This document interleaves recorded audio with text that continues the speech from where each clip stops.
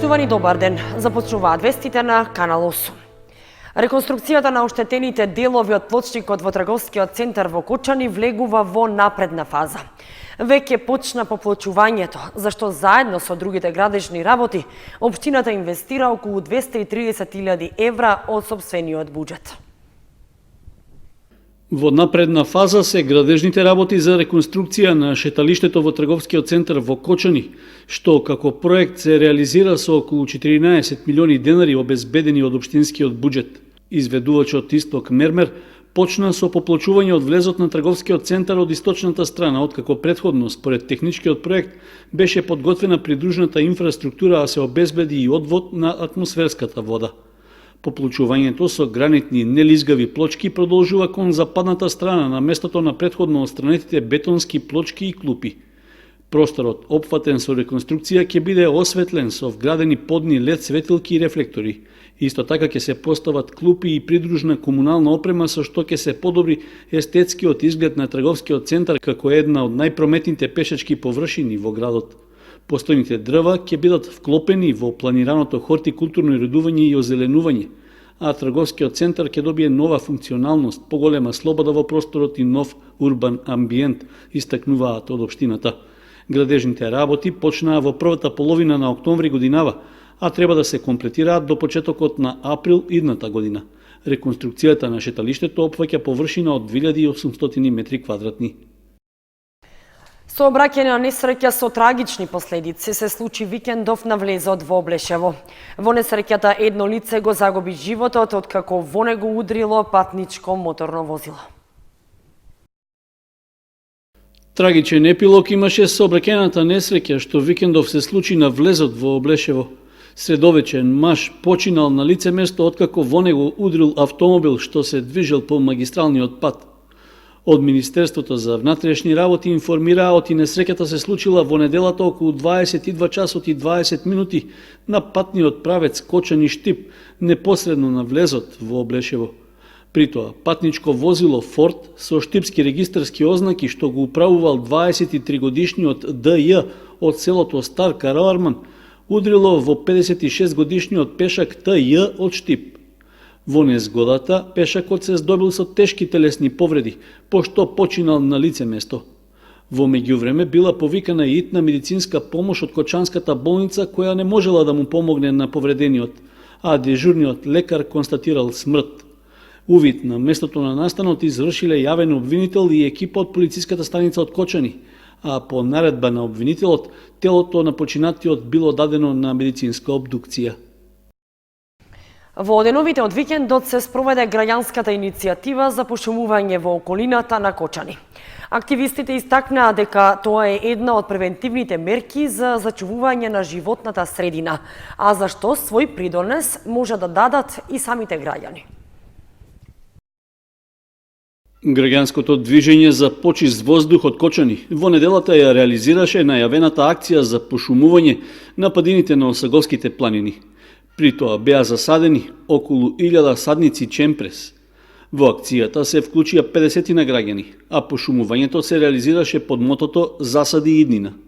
Подршка на иницијативата дојде и од општина Кочани, која ги обезбеди садниците, како и од надлежните служби на јавното претпријатие Национални шуми и на комуналното претпријатие Водовод. Пошумувањето се реализираше во околината на градската депонија на Кочани, каде во летниот период имаше голем шумски пожар, при што изгореа над 150 хектари со повеќегодишни стебла од бор и багрем. Дојдов како подршка на граѓанската иницијатива да засадиме млади садници и да помогнеме во еколошкото раззеленување на планината. Пред се работи за чист воздух.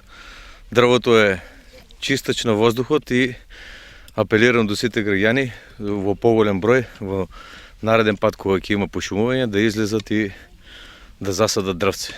Овој декемвриски ден се покажа како многу поволен, нема минусни температури, ќе има дожд и затоа ние се одзвавме колку што можевме повеќе во поголем број да посадиме што повеќе од 1200 садници.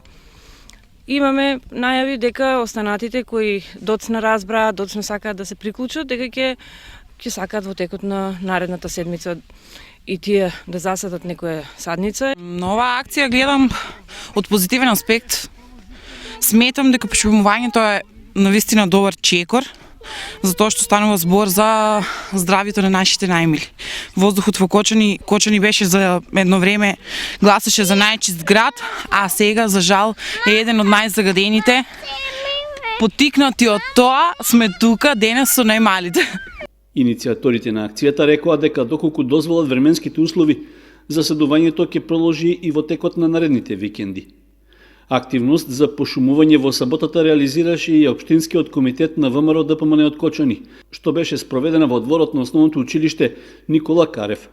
Допринесуваме кон хортикултурното уредување на градот, каде што станува збор за повеќе декоративни садници, кои што ќе бидат поставени еве во школите. Планираме потоа да имаме неколку акции во градинките и на некои слични локации. Во секој случај сите активности за пошумување се ги оценуваме како позитивен граѓански активизам и на истите даваме поддршка. Членовите на ВМРО ДПМН од Кочани во училишниот двор засадија садници на туи што ги обезбеделе сами.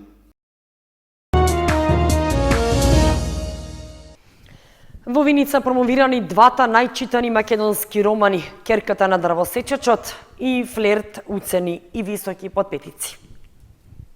Лошите искуства од животот се најплодната инспирација за пишување романи кои неретко стануваат бестселери.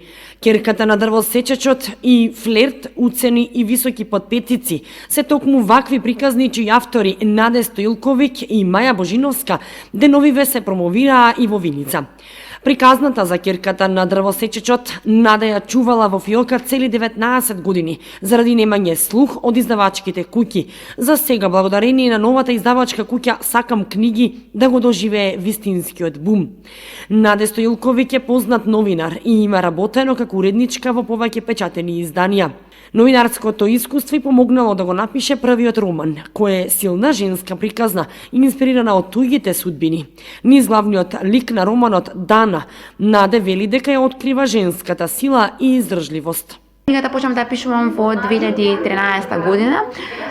Како што кажавте, бев инспирирана од едно мое лошо искуство со една компанија во која претходно аплицирав со еден мој изработен проект. Проектот беше одбиен, меѓутоа подоцна видов дека е излезен во јавноста како една маркетинг компанија за определен производ и едноставно таа фрустрација и тој револт што го почувствував направи да седам пред компјутер и буквално да го пишувам она што сега веќе представува доста успешен роман на македонската книжевна сцена.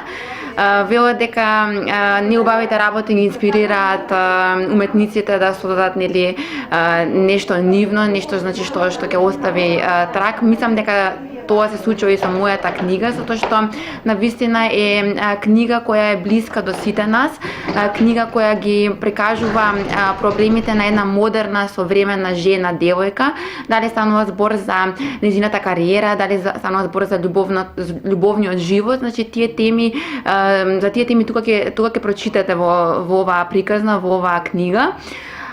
Почнав да пишувам, како што кажа, во 2013 година, активно ја пишував во 2017 година и покрај тоа што станува збор за фиктивни ликови, значи станува збор за фикција, не е вистинска приказна, меѓутоа, значи, како што кажав и претходно, кога станува збор за пишување драма, романса, значи, вакви типови на книги, нормално е инспирацијата да се црпи од секојдневието. Значи, јас сум сведок на различни приказни, Скопје плете, би рекла, на разновидни приказни и едноставно тоа моje сведоштво направи, значи, да ги прикажам, значи, работите што им се случуваат на луѓето во љубовна врска, во пријателска врска. Напишав нешто што можеби ќе ги мотивира луѓето, значи, во врска повеќе да се грижат за самиот тој однос со својот животен партнер и да не го земаат здраво за готово. Приказната на Маја Божиновска пак е нејзино лично искуство од борбата на пазарот на труд и книгата веќе има свое второ продолжение. Од секогаш имам афинитети за пишување. Моите генерации со кои сум учила го знаеа тоа, знаеа кој бегаше од писмените работи, а кој седеше упорно. Така да цел живот ми беше сон да напишам роман. Значи и таа приказна ми беше раскажана, таа тлееше во мене и јас Едноставно, може би, таа требаше токму да биде напишана. Може, пред тоа сум имала можност и друго нешто да напишам, затоа што пишував многу раскази. Меѓутоа, веројатно за секоја работа треба да се дојде моментот.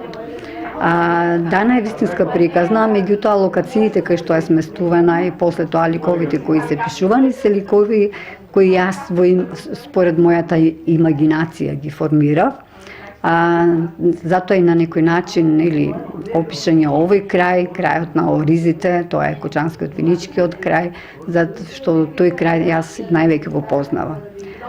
Сакам книги издавачка куќа која до минатата година работеше исклучиво со странски автори и со преводи, меѓутоа реши да направи еден храбар, мора да кажеме, многу храбар чекор и за прв пат да почне да издава дел од македонски автори, затоа што знаеме дека во Македонија македонските автори не се многу ценети.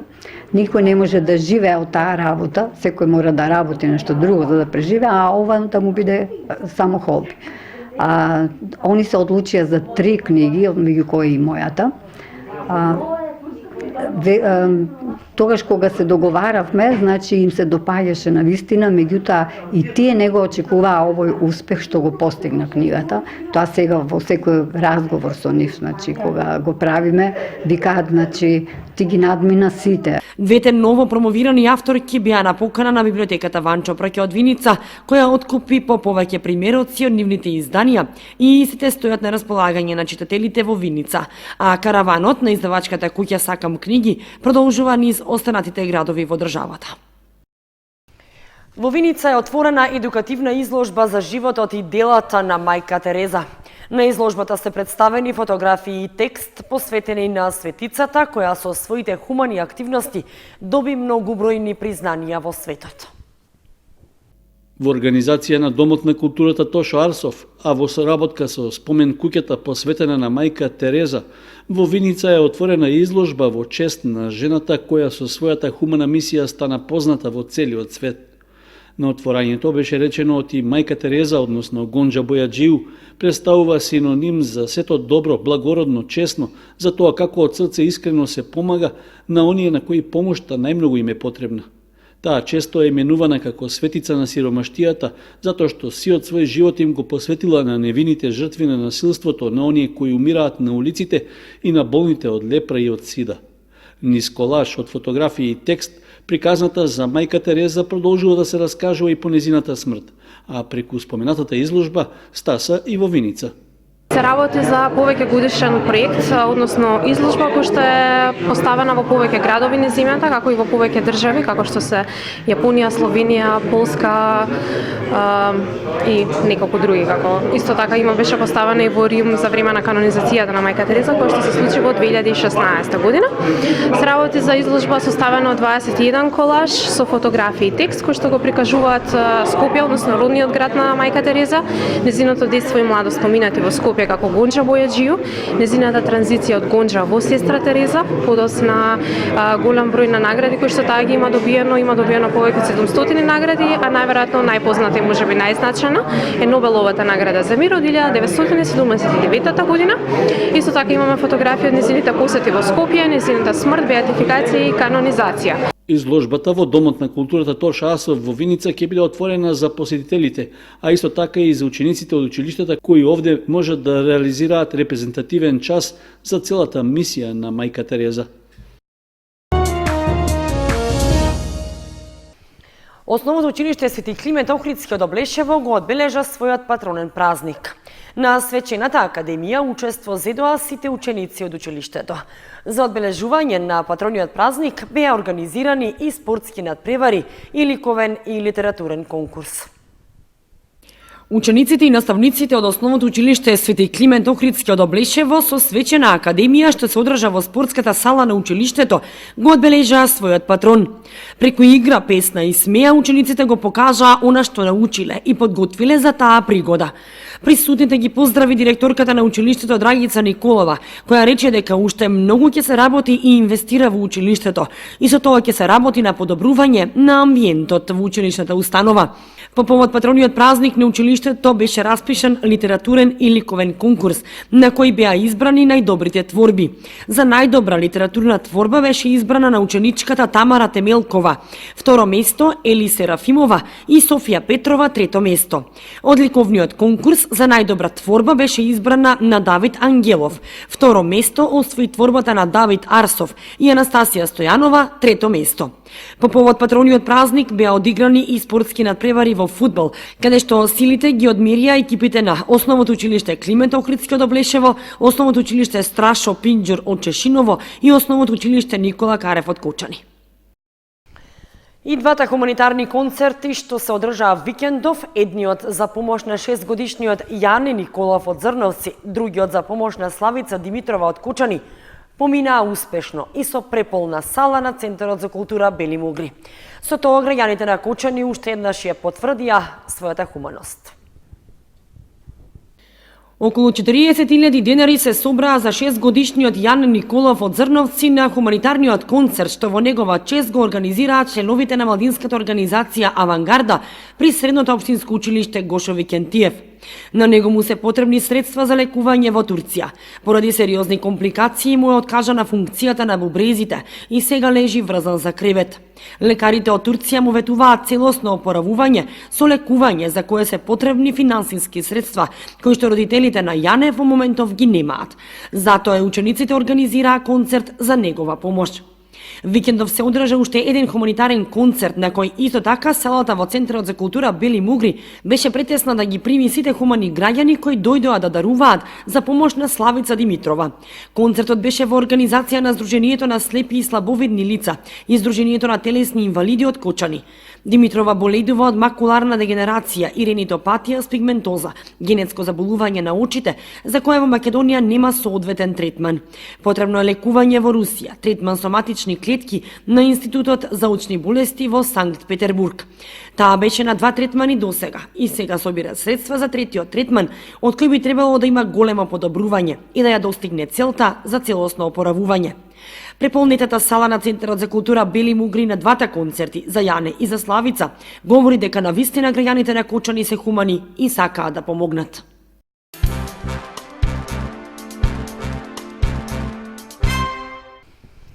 Младинската организација Единство, што функционира во склоп на Средното училиште Лјупчо Сантов, организираше активност за промоција на здравата храна. Целта е потикнување на учениците секојдневно да употребуваат овошје и зеленчук во својата исхрана. Младинската организација Единство при Средното училиште Лјупчо Сантов со интересна активност за промоција на здравата храна, чија цел е подигнување на свеста кај учениците за почеста употреба на овошје и зеленчук во исхраната. Организираа бар на кој нудеа природен сок од овошје на учениците и професорите, со цел да ги поттикнат учениците секојдневно во исхраната да конзумираат овошје и зеленчук. Почнавме проект за здравата исхрана, низината важност, да ги потсетиме учениците дека може да се хранат здраво, при тоа да биде вкусно и интересно. За таа цел направивме малку поинаков настан, со еден поинаков пристап дојдовме до темата здрава храна, тоест со предновогодишен џус бар.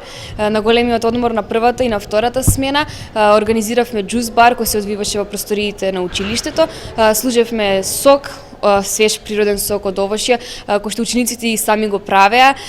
Имавме наредено овошје исечкано, имавме купови со овошје и се што учениците би сакале, секако што е здраво. Во позадина одеа божикини песни, се создаде на прекрасна новогодишна атмосфера и направивме убав настан кој се надеваме ги потсети учениците колку е важно да примаат витаминска храна за нивното здравје, за нивното тело, а дека тоа може да биде и на забавен начин. Младинската организација што функционира во склоп на ово училиште не застанува тука со своите активности. Учениците пред новогодишно го украсија и холот на училишната установа, а организираат и други активности, меѓу кои често и со хуманитарен карактер.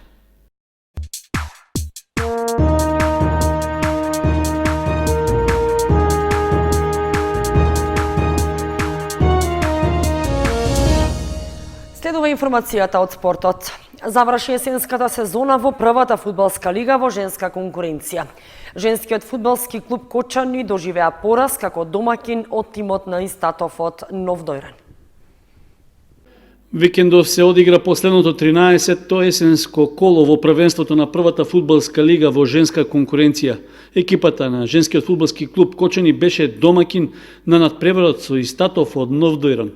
Како што се очекуваше, средбата беше тежок испит за нашите девојчиња, а гостинките не им оставија простор да се радуваат. Доволен доказ за тоа е високата и убедлива победа од 6:0, што ја постигнаа дојранченки, кои со 3 бода се затврстија во средината на табелата. На домакинките пак во оваа надпреварувачка сезона не им одеше најдобро и во текот на изминатите 12 кола имаа само 3 победи и 1 нерешен резултат. Со тоа, паузата меѓу есенскиот и пролетниот дел ќе ја поминат на 10-та позиција со исто толку бодови. Со оглед што и директниот конкурент Борец загуби на домашен терен од Шкендија, нема промена во пласменот на табелата. Сепак, нашиот клуб се наоѓа во опасната зона и ќе има тешка задача напролет да се извлече од неа, со оглед што неколку екипи од догодина ќе го напуштат прволигашкото друштво.